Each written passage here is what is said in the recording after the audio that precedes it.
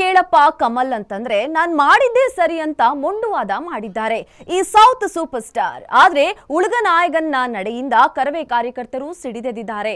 ಯಾವುದೇ ಕಾರಣಕ್ಕೂ ಕಮಲ್ ಹಾಸನ್ ಸಿನಿಮಾ ಕರುನಾಡಿನ ನೆಲಕ್ಕೆ ಕಾಲಿಡ್ಲೇಬಾರದು ಅಂತ ಹಠಕ್ಕೆ ಬಿದ್ದಿದ್ದಾರೆ. ಇದೇ ವಿಚಾರಕ್ಕೆ ಚಲನಚಿತ್ರ ವಾಣಿಜ್ಯ ಮಂಡಳಿಯಲ್ಲಿ ಇಂದು ದೊಡ್ಡ ಹೈ ಡ್ರಾಮಾವೇ ನಡೆದು ಹೋಗಿದೆ. ಈ ಕುರಿತ ಕಂಪ್ಲೀಟ್ ಡೀಟೇಲ್ಸ್ ಎಲ್ಲಿದೆ ನೋಡಿ.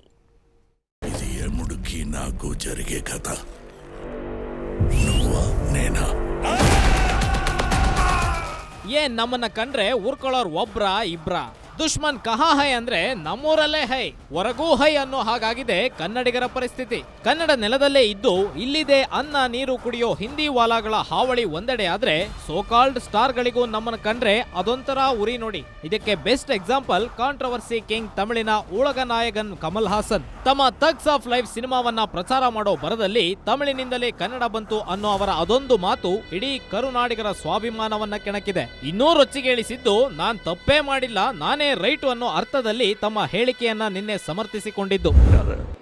இது அந்த ஊரில் இருக்கும் என் குடும்பம், அதனால தான் அவர் இங்கே வந்திருக்காரு. அதனால தான் நான் பேச்சை ஆரம்பிக்கும் பொழுது நான் உயிரே உறவே தமிழே என்று ஆரம்பித்தேன். அதில் தமிழிலிருந்து பிறந்தது தான் உங்கள் பாஷையும், அதனால் நீங்களும் அதில் உட்படுவீர்கள். That's up to you. It's a democratic country. This is not an answer, this is an explanation. Love will never apologize. Thank you.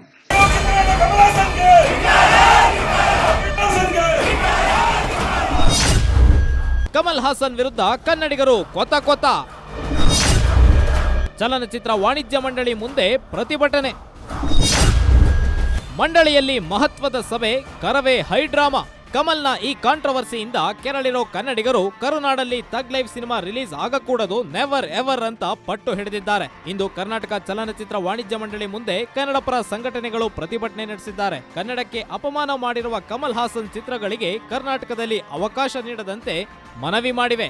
ಅಲ್ಲದೆ ದೊಡ್ಡ ಹೈಡ್ರಾಮವೇ ನಡೆಸಿರೋ ಕರವೇ ಹೋರಾಟಗಾರರು ಮಂಡಳಿ ಸಭೆ ನಡೆಸಿದ ಜಾಗಕ್ಕೆ ಹೋಗಿ ಪ್ರತಿಭಟನೆ ನಡೆಸಿದ್ದಾರೆ. ಅವರೆಲ್ಲರದ್ದು ಒಂದೇ ಒಂದು ರಿಕ್ವೆಸ್ಟ್, ಕರ್ನಾಟಕದಲ್ಲಿ ಕಮಲ್ ಸಿನಿಮಾ ಬ್ಯಾನ್ ಆಗ್ಬೇಕಷ್ಟೇ. ಆ ತರದಲ್ಲಿ ರಾಜಕಾರಣ ಮಾಡ್ಲಿಕ್ಕೆ ಕನ್ನಡದ ವಿರೋಧದ ಹೇಳಿಕೆಗಳನ್ನ ಕೊಡೋದ್ರ ಮುಖಾಂತರ ತಮಿಳುನಾಡಲ್ಲಿ ರಾಜಕಾರಣ ಮಾಡೋಣ ಆಸೆನ ಈ ಮೂರ್ಖ ಕಮಲ್ ಹಾಸನ್ ಇಟ್ಕೊಂಡಿದ್ದಾನೆ ಅಂತ ಅನ್ಕೊಂಡಿದ್ವಿ. ಆದ್ರೆ ಆತನ ತಿರ್ಕನ ಕನಸನ್ನು ನಾವು ಕಾಣ್ಲಿ. ಆದ್ರೆ ಕನ್ನಡಿಗರ ಮಕ್ಕಳ ಭಾವನೆಯನ್ನ ಕೆಣಕುವಂತ ಕೆಲಸವನ್ನು ಇವತ್ತು ಮಾಡಿದನಲ್ಲ, ಆತನಿಗೆ ಕರ್ನಾಟಕದಲ್ಲಿ ಅವನ ಸಿನಿಮಾವನ್ನ ನಿಷೇಧಿಸ್ತೀವಿ. ಅವನ ಸಿನಿಮಾವನ್ನ ಇಲ್ಲಿ ಓಡಲಿಕ್ಕೆ ಬಿಡೋದಿಲ್ಲ. ಒಂದು ವೇಳೆ ಯಾರು ಡಿಸ್ಟ್ರಿಬ್ಯೂಟರ್ ಅವನ ಸಿನಿಮಾವನ್ನ ಡಿಸ್ಟ್ರಿಬ್ಯೂಷನ್ ತಗೊಂಡು ಏನೋ ಮಾಡ್ಲಿಕ್ಕೆ ಹೊರಟ್ರೆ ಚಿತ್ರಮಂದಿರವನ್ನ ಹೊರಲಾಗ್ತೀವಿ. ಇನ್ನು ಕಮಲ್ ಹಾಸನ್ ಥಗ್ ಲೈಫ್ ಚಿತ್ರಕ್ಕೆ ಕರ್ನಾಟಕದಲ್ಲಿ ಥಿಯೇಟರ್ ನೀಡುವ ವಿಚಾರವಾಗಿ ಇಂದು ಸಭೆ ನಡೆಸಿದ್ದು, ಥಗ್ ಲೈಫ್ ಸಿನಿಮಾ ವಿತರಕರು ಕೂಡ ಸಭೆಯಲ್ಲಿ ಭಾಗಿಯಾಗಿದ್ರು. ಸಿನಿ ವಿತರಕರಿಗೆ ನಿರ್ಮಾಪಕರ ಬಳಿ ಚರ್ಚಿಸಿ ಅವರ ನಿರ್ಧಾರ ತಿಳಿಸುವಂತೆ ಮಂಡಳಿ ಸೂಚಿಸಿದೆ. ಇನ್ನು ಈ ಬಗ್ಗೆ ನಟಿ ಮಾಜಿ ಸಂಸದೆ ಸುಮಲತಾ ಅವರು ಕೂಡ ಆಕ್ರೋಶ ಹೊರಹಾಕಿದ್ದಾರೆ. ಅದು ಸರಿಯಲ್ಲ ಅನ್ನೋದು ಎಲ್ಲರ ಒಂದು ವಿಚಾರ. ಯಾಕಂದರೆ ಕನ್ನಡಿಗರಿಗೆ ಭಾಷೆ ಅನ್ನೋದು ತುಂಬ ಒಂದು ಹೆಮ್ಮೆ ಆದ ವಿಷಯ. ಇದು ತುಂಬ ಒಂದು ಸೆನ್ಸಿಟಿವ್ ವಿಷಯನೂ ಅಷ್ಟೇ. ಸೊ ಏನೇ ಇರಲಿ ಅವರ ಅಭಿಪ್ರಾಯ ಅವರು ತಿಳಿಸಿದ್ದಾರೆ. ಈಸ್ ಅ ಸೀನಿಯರ್ ಆರ್ಟಿಸ್ಟ್, ಆ ಗೌರವ ಇದೆ ನಮ್ಮೆಲ್ರಿಗೂ. ಆದರೆ ಈ ಒಂದು ಹೇಳಿಕೆ ಖಂಡಿತ ಕನ್ನಡಿಗರಿಗೆ ನೋವು ಕೊಡುವಂಥ ವಿಷಯನೇ ಇದು. ಸೊ ಅಂತ ಗೊತ್ತಿಲ್ಲದೆ ಇರೋ ವಿಚಾರ ಬಗ್ಗೆ ನಾವೆಲ್ಲರೂ ಸ್ವಲ್ಪ ಯೋಚನೆ ಮಾಡಿ ಮಾತಾಡಿದ್ರೆ ಚೆನ್ನಾಗಿರ್ತಿತ್ತೇನೋ ಅನಿಸುತ್ತೆ.